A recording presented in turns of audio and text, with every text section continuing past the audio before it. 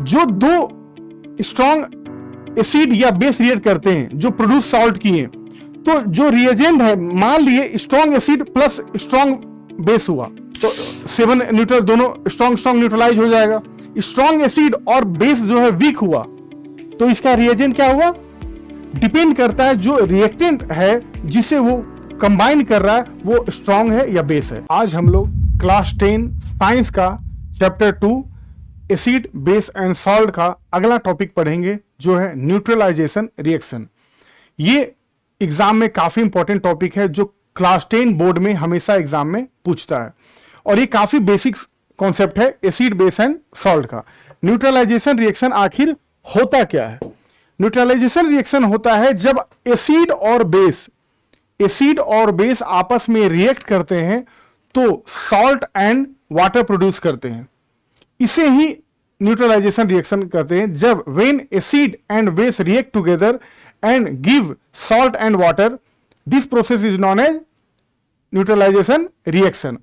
इसमें आखिर होता क्या है? ये एक एक्सोथर्मिक रिएक्शन है। न्यूट्रलाइजेशन रिएक्शन क्या है? एक एक्सोथर्मिक रिएक्शन है। इसमें क्या होता है? हीट प्रोड्यूस होता है। इसमें क्या होता है? हीट प्रोड्यूस होता है। दूसरा, न्यूट्रलाइजेशन रिएक्शन में जब एसिड और बेस आपस में रिएक्ट करते हैं तो एसिड अपनी सारी प्रॉपर्टी खो देता है और बेस अपनी सारी प्रॉपर्टी खोकर नया प्रोडक्ट सॉल्ट बनाता है और वाटर बनाता है। अब इसका पीएच क्या होता है? अप्रॉक्स 7 के अप्रॉक्स होता है। ये न्यूट्रलाइजेशन है, मतलब न्यूट्रल है। न्यूट्रल सॉल्ट का मतलब न्यूट्रल हुआ, तो न्यूट्रल का पीएच क्या होता है? अप्रॉक्स 7 के आसपास होता है। अगर ये इसमें स्ट्रॉन्ग एसिड और वीक बेस मिला है तो ये स्ट्रॉन्ग सॉल्ट होगा, और अगर वीक एसिड और स्ट्रॉन्ग बेस मिला है तो इसका जो प्रॉपर्टी सॉल्ट का होगा थोड़ा बेसिक होगा, बट जनरली इसका पीएच 7 के आसपास होता है। दूसरा टॉपिक कि जब एसिड और बेस मिलाते हैं तो एसिड में से H आयन और बेस में से OH आयन, ये दोनों मिलकर क्या बनाया? आपका H2O बनाया। और बाकी जो एसिड में से जो रिमेनिंग बचा Cl और बेस से जो रिमेनिंग बचा Na, ये दोनों मिलाकर क्या बनाता है? NaCl, जिसे हम लोग साल्ट बोलते हैं। और H plus ion plus OH जो बेस से निकला, इससे मिलाकर बनता है H2O। तो ऐसे एसिड प्लस बेस को रिएक्ट करने पर salt and water by product में बनता है।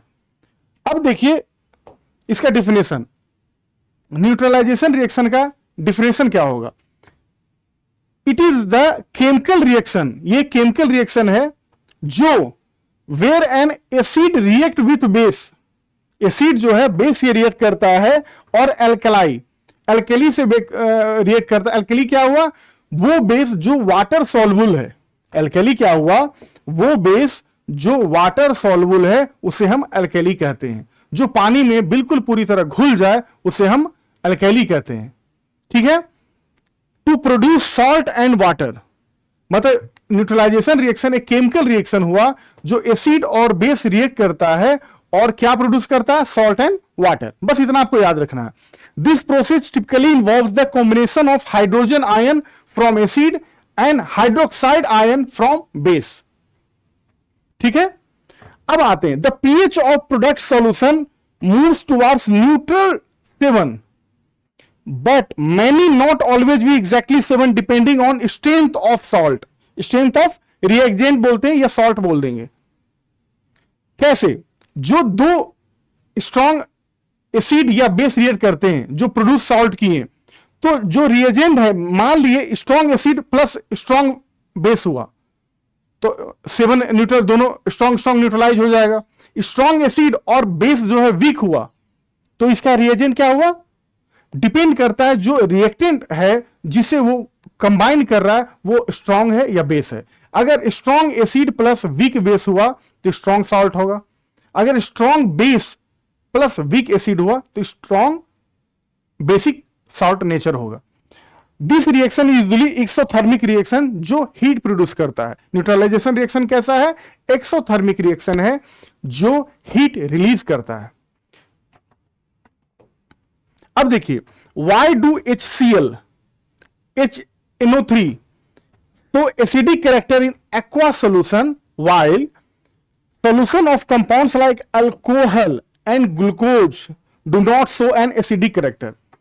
ये कहना ही चाहता है कि क्या HCl और HNO3 या स्ट्रॉन्ग एसिड जब एक्वा सोल्यूशन मतलब जिसमें पानी मिला हो तो वो ज्यादा एसिडिक प्रॉपर्टी शो करता है, बट जो ग्लूकोज होता है और अल्कोहल होता है वो एक्वा सोल्यूशन में डालने पर एसिडिक प्रॉपर्टी शो नहीं होता है। ऐसा क्यों?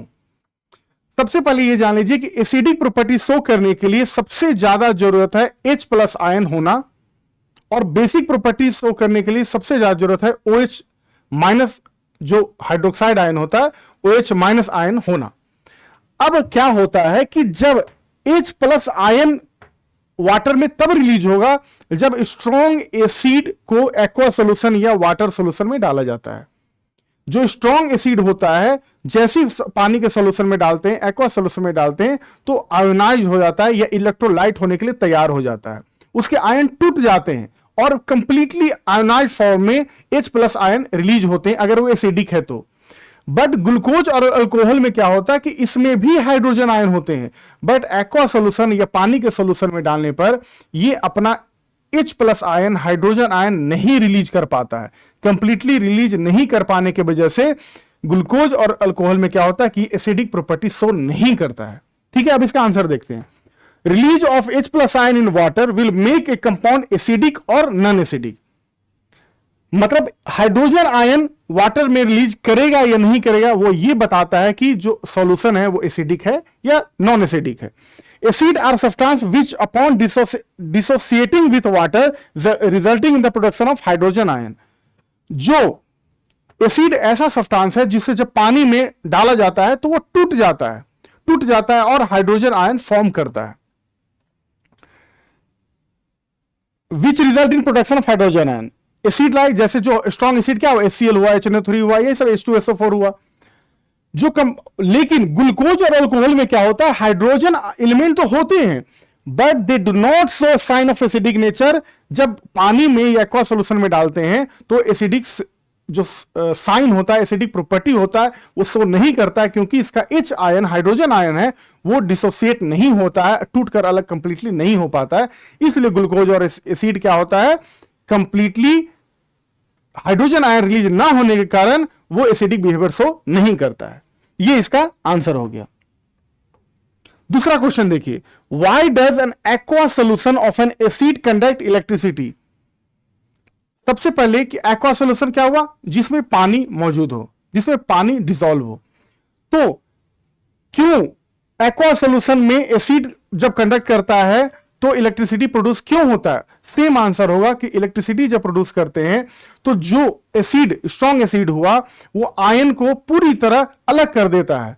पानी में डालने के साथ आयन को पूरी तरह अपना अलग कर देता है, आयन टूट जाता है दो भागों में, एनायन और कैटायन में।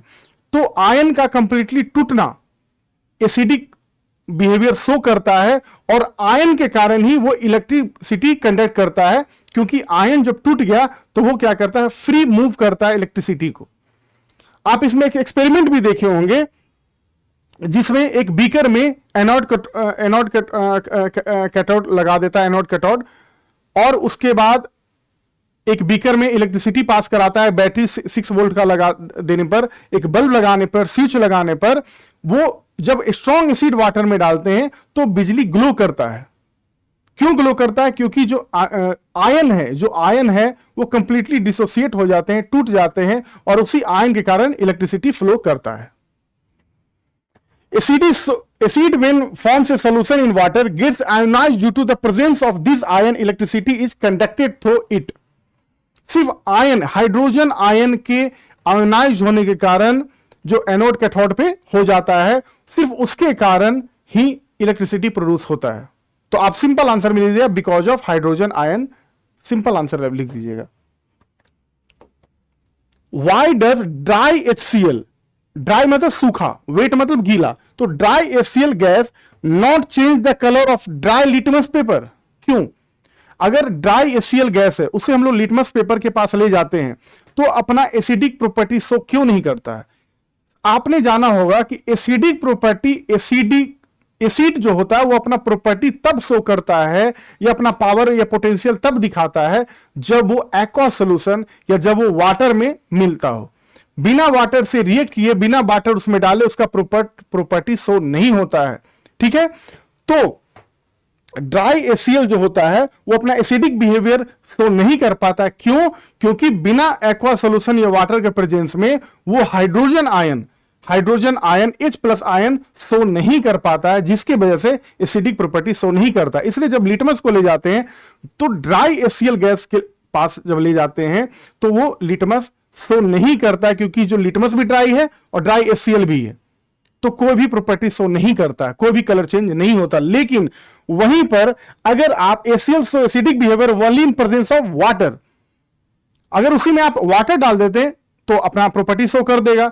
या फिर लिटमस पे अगर मॉइस्ट लिटमस या गीला लिटमस, वेट लिटमस आप लगाएंगे, वहां प्रेजेंस करेंगे तो वहां पे वो अपना कलर शो करेगा, क्योंकि वाटर के संपर्क में आने के बाद वो अपना प्रॉपर्टी शो करने लगता है, हाइड्रोजन आयन शो करने लगता है। ठीक है, ये एनसीईआरटी में एक एक्सपेरिमेंट भी है जिसमें दिखाया जाता है कि सोडियम क्लोराइड डाला हुआ है, एक ट्यूब है, उसमें अगर एसिड डालते हैं तो क्या होता है। और यहीं पर लिटमस पेपर से चेक किया कि सिर्फ सोडियम क्लोराइड डाला हुआ है और लिटमस पेपर एसिडिक डाला, लिटमस पेपर चेक किया तो कोई कलर साइन नहीं किया। वही गीला लिटमस पेपर डालता है तो वो एसिडिक प्रॉपर्टी शो करता है, क्योंकि वो प्रेजेंस किसके आ गया, वाटर के प्रेजेंस में आ गया, वहां पे हाइड्रोजन आयन अपना पावर शो किया, इसलिए वो एसिडिक प्रॉपर्टी दिखाता है।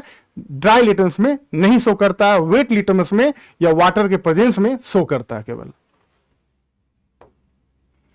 Why does dry HCl gas not change the color of dry litmus paper? Same वही आंसर। अब इसका कंप्लीटली फॉर्म में देखिए कि HCl does not give out hydrogen ion, therefore HCl does not show any acidic behavior।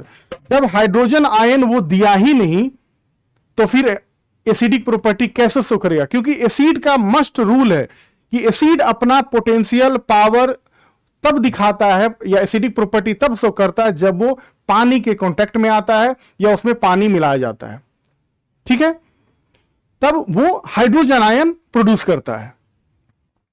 And the colour of the litmus paper remain the same on reacting with HCl gas, क्योंकि उसमें पानी नहीं मिला हुआ था। ठीक है, अब देखिए दूसरा question. While diluting N acid, why it is recommended that acid should be added to water, not water to the acid। मतलब ऐसा क्यों बोला जाता है कि एसिड में पानी डालकर डाइल्यूट नहीं करना चाहिए?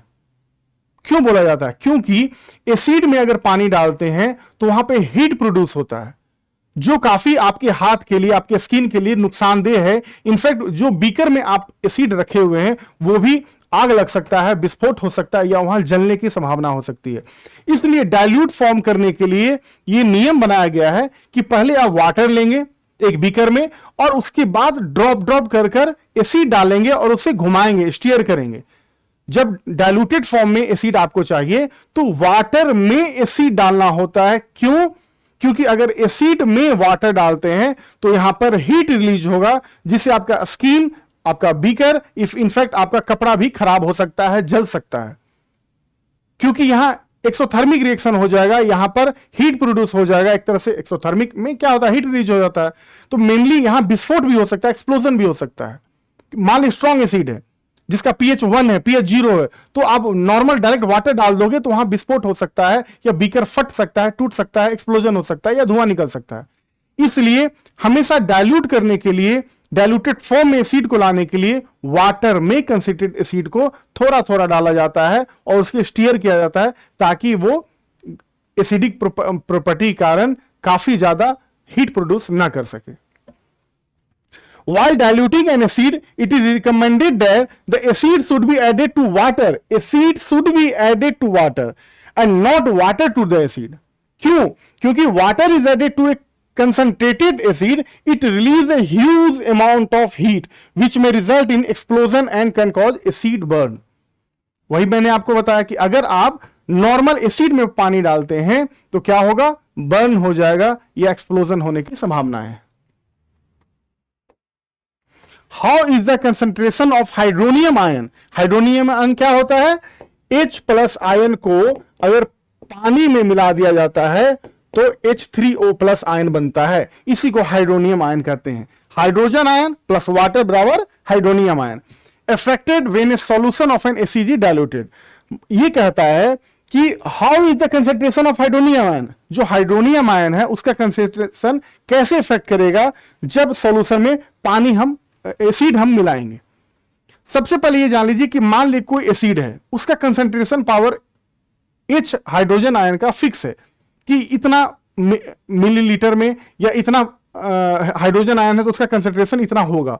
अगर उसमें आप पानी मिलाते हैं तो क्या होगा, H आयन जो है वो पर यूनिट वॉल्यूम के हिसाब से घटने लगेगा, पर यूनिट वॉल्यूम से डिक्रीज होने लगेगा। आंसर देखिए, when an acid is added to water there will be a fixed amount of hydronium present in the fixed volume of the solution, क्योंकि जो एसिड है उसमें fix amount of hydronium ion present है।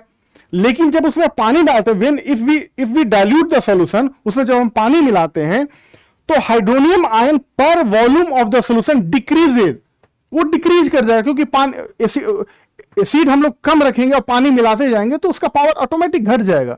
तो hydronium ion का या H+ ion का power घट जाएगा, जिसके कारण वो ज्यादा एसिडिक प्रॉपर्टी शो नहीं कर पाएगा क्योंकि वो डाइल्यूट फॉर्म में आ गया। And this is can decrease hydronium concentration in the solution.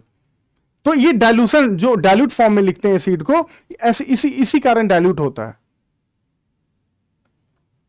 Next question देखिए, how is the concentration of hydroxide ion. उसमें क्या था, हाइड्रोनियम आयन था, एसिडिक प्रॉपर्टी बोल रहा है, ये हाइड्रोक्साइड आयन है, मतलब OH, मतलब बेसिक यहां पे बोल रहा है।